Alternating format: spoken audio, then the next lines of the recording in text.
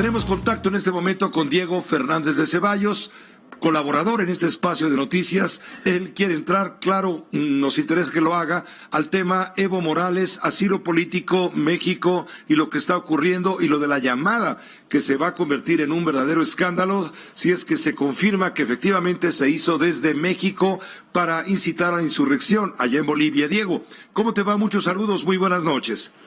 Igualmente, José. Mira, en primer lugar, considero que hay dos aspectos relevantes en el caso de Evo Morales en México. En primer lugar, que fue una decisión gubernamental claramente justificada porque está prevista en el artículo 11 constitucional y se dieron los supuestos de la norma. En efecto, Evo Morales es perseguido por cuestiones políticas y su vida e integridad pues corrían riesgo y corrían peligro en Bolivia. En estos casos, el gobierno de México no tiene que hacer valoraciones sobre el desempeño que tuvo Evo Morales como gobernante, si fue buen presidente o si fue un dictador. El derecho de asilo solamente debe atender a cuestiones humanitarias y en este caso, en mi opinión, está plenamente justificado el asilo que le dio México.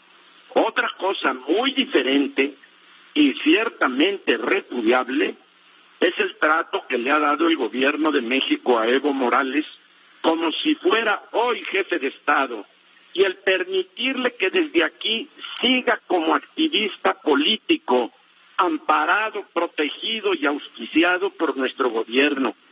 Con ello, el gobierno de México viola flagrantemente su cacareado principio de no intervención en las cuestiones internas de otros países y su proclamada autodeterminación de los pueblos.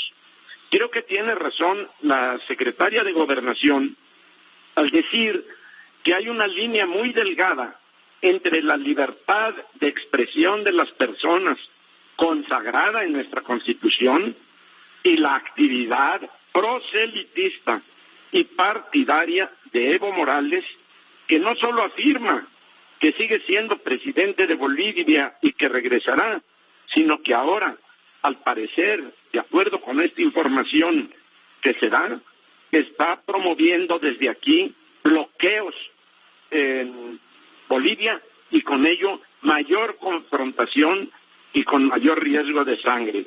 Pero cuando López Obrador, en estos momentos tan violentos que vive Bolivia, se toma la licencia de considerar a Evo Morales como un buen gobernante, como un buen presidente, y que la Ciudad de México le otorga una medalla y le dan todas las facilidades para su proselitismo, yo considero que el gobierno mexicano está cometiendo una injerencia grosera en la política interna de Bolivia, que ofende a ese pueblo y que genera consecuencias de política internacional para México nefastas.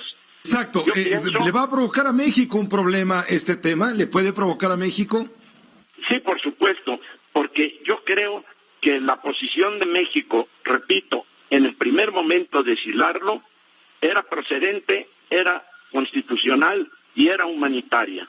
Pero brindarle aquí un espacio para lo que está haciendo el señor Evo Morales, me da la impresión de que no puede esto favorecer en ninguna forma la política internacional de México. La primera decisión lo honra y en ella yo estoy de acuerdo. En la segunda lo desprestigia porque está tomando partido por un ahora expresidente que tiene todo su derecho para tener sus ideas y luchar por ellas, pero no al amparo del gobierno mexicano ni en territorio nacional, sobre todo cuando está una situación tan violenta. Habla Evo Morales de que hay bloqueos desde muchas partes del mundo contra él, que fue fuerzas siniestras que durante años le permitieron gobernar, pero que últimamente ya se le fueron encima. No más que efectivamente, durante muchos años Evo Morales hizo gobierno y además tuvo resultados muy positivos en diversas áreas.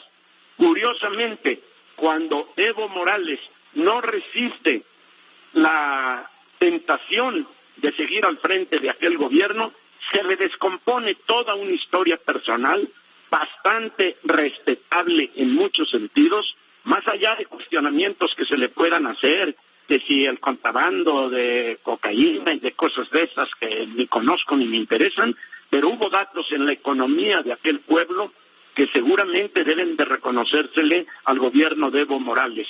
Pero cuando este señor intenta, con violaciones claras y flagrantes a su propia Constitución, cuando hace un procedimiento electoral que la OEA determina a petición de él la investigación y determina que fue tramposo y de todas maneras trata de convocar a una elección cuando ya está incendiado el país, me parece que Evo es el que cavó finalmente su derrota, aunque ahora hable de fuerzas siniestras que lo echaron fuera del poder.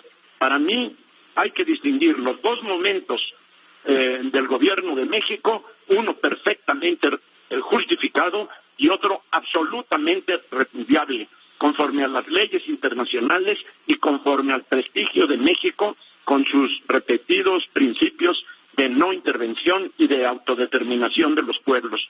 Hay muchos miles, muchos millones de ciudadanos bolivianos que hoy se sienten profundamente agraviados con el gobierno de México. Eso a nadie favorece y desde luego no ayuda a la pacificación de Bolivia. Muchas gracias, Diego. Como siempre, un saludo.